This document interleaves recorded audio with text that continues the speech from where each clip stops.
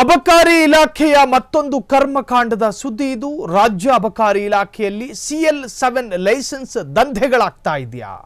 ಅಕ್ರಮವಾಗಿ CL7 licence ನೀಡಿದ್ರ? ಹಾಗಾದ್ರೆ ಲಿಕ್ಕರ್ ಮಿನಿಸ್ಟರ್ ಅಥವಾ ಲಿಕ್ಕರ್ DC ಮುರುಳಿ ರಾಜ್ಯ ಅಬಕಾರಿ ಇಲಾಖೆಯಲ್ಲಿ CL7 ಲೈಸೆನ್ಸ್ ದಂಧೆ. ಅಕ್ರಮವಾಗಿ CL7 ಲೈಸೆನ್ಸ್ ನೀಡಿದ್ರ ಅಬಕಾರಿ DC ಮುರುಳಿ.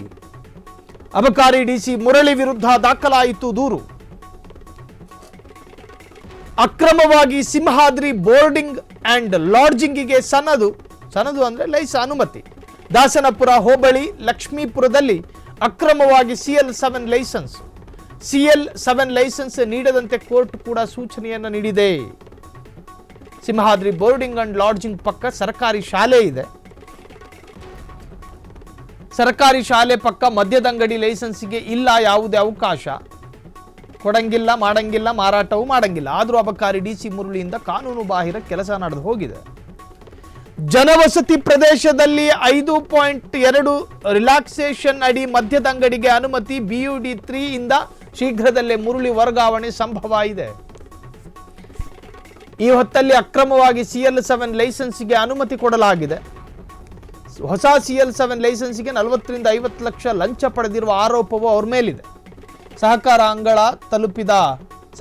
ಅಂಗಳ ತಲುಪಿದಂತಹ ಅಬಕಾರಿ DC ಮುರುಳಿ ಲಂಚಕಾಂಡ ಅಬಕಾರಿ ಇಲಾಖೆ ಮತ್ತೊಂದು ಕರ್ಮಕಾಂಡದ ಸುದ್ದಿ.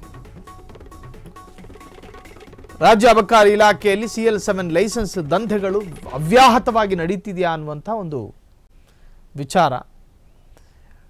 ಅಬಕಾರಿ ಅಂಗಡಿಗಳನ್ನು ಅದಕ್ಕೆ ಲೈಸೆನ್ಸ್ ಕೊಡೋದಕ್ಕೂ ಬಾರ್ಗಳನ್ನು ಇಡೋದಕ್ಕೂ ಒಂದಷ್ಟು ನಿಯಮಾವಳಿಗಳಿದ್ದಾವೆ.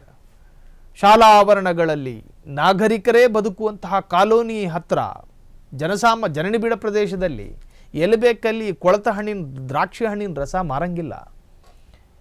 ಒಂದಷ್ಟು ನಿಯಮಾವಳಿಗಳಿದ್ದಾವೆ. ಅದಕ್ಕೆ ಪರ್ಮಿಷನ್ ಅಥವಾ ಲೈಸೆನ್ಸ್ ಕೊಡೋದಕ್ಕೂ ಕೂಡ ಒಂದಷ್ಟು ರೀತಿ ರಿವಾಜುಗಳಿದ್ದಾವೆ. ಅದನ್ನು ಉಲ್ಲಂಘನೆ ಮಾಡಿ ಅಬಕಾರಿ DC ಮುರುಳಿ ಕೊಟ್ಟು ಲಂಚವನ್ನು ಪಡೆದಿದ್ರ ಅನ್ನೋ ಆರೋಪ. ಅಬಕಾರಿ ಇಲಾಖೆಯ ಇದೊಂದು ಕರ್ಮಕಾಂಡ.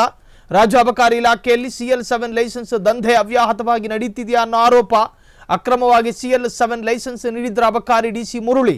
ಅಬಕಾರಿ DC ಮುರುಳಿ ವಿರುದ್ಧ ದಾಖಲಾಯಿತು ದೂರು. ಅಕ್ರಮವಾಗಿ ಸಿಂಹಾದ್ರಿ ಬೋರ್ಡಿಂಗ್ ಅಂಡ್ ಲಾಡ್ಜಿಂಗಿಗೆ ಪರ್ಮಿಷನ್. ದಾಸನಪುರ ಹೋಬಳಿ ಲಕ್ಷ್ಮೀಪುರದಲ್ಲಿ ಅಕ್ರಮವಾಗಿ CL7 ಲೈಸೆನ್ಸ್ ಅನ್ನು ಕೊಡಲಾಗಿದೆಯಾ?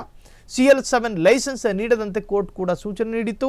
ಸಿಂಹಾದ್ರಿ ಬೋರ್ಡಿಂಗ್ ಅಂಡ್ ಲಾಡ್ಜಿಂಗ್ ಪಕ್ಕ ಸರ್ಕಾರಿ ಶಾಲೆ ಇದೆ, ಅಲ್ಲೇ ಮಾರಾಟ ಮಾಡೋದಕ್ಕೆ ಅವಕಾಶ ಮಾಡಿಕೊಡಲಾಗಿದೆಯಾ? ಸರ್ಕಾರಿ ಶಾಲೆಯ ಪಕ್ಕ ಮದ್ಯದಂಗಡಿ ಲೈಸೆನ್ಸ್ಗೆ ಇಲ್ಲ ಯಾವುದೇ ಅವಕಾಶ. ಆದರೂ ಅಬಕಾರಿ DC ಮುರುಳಿಯಿಂದ ಈ ತರಹದ್ದೊಂದು ಕಾನೂನು ಬಾಹಿರ ಕೆಲಸ ಆಗಿದೆ. ಜನವಸತಿ ಪ್ರದೇಶದಲ್ಲಿ ರಿಲ್ಯಾಕ್ಸೇಷನ್ ಅಡಿ ಮದ್ಯದಂಗಡಿಗೆ ಅನುಮತಿ. BUD 3 ಇಂದ ಶೀಘ್ರದಲ್ಲೇ ಮುರುಳಿ ವರ್ಗಾವಣೆ ಸಂಭವ ಇದೆ. ಇನ್ನು ಈ ಹೊತ್ತಿನಲ್ಲಿ ಅಕ್ರಮವಾಗಿ CL7 ಲೈಸೆನ್ಸ್ಗೆ ಅನುಮತಿ ಕೊಡಲಾಗಿರುವಂತಹದ್ದು. ಹೊಸ CL7 ಲೈಸೆನ್ಸ್ಗೆ 40 ರಿಂದ 50 ಲಕ್ಷ ಲಂಚ ಪಡೆದಿರೋ ಆರೋಪವೂ ಇದೆ. ಸರ್ಕಾರದ ಅಂಗಳ ತಲುಪಿದ ಅಬಕಾರಿ DC ಮುರುಳಿಯ ಲಂಚಕಾಂಡ. ಮುಂದೇನಾಗುತ್ತೋ? ಮುರುಳಿಯ ವಿರುದ್ಧ ಕ್ರಮವನ್ನು ತೆಗೆದುಕೊಳ್ಳಲಾಗುತ್ತಾ? ಕಾದು ನೋಡೋಣ.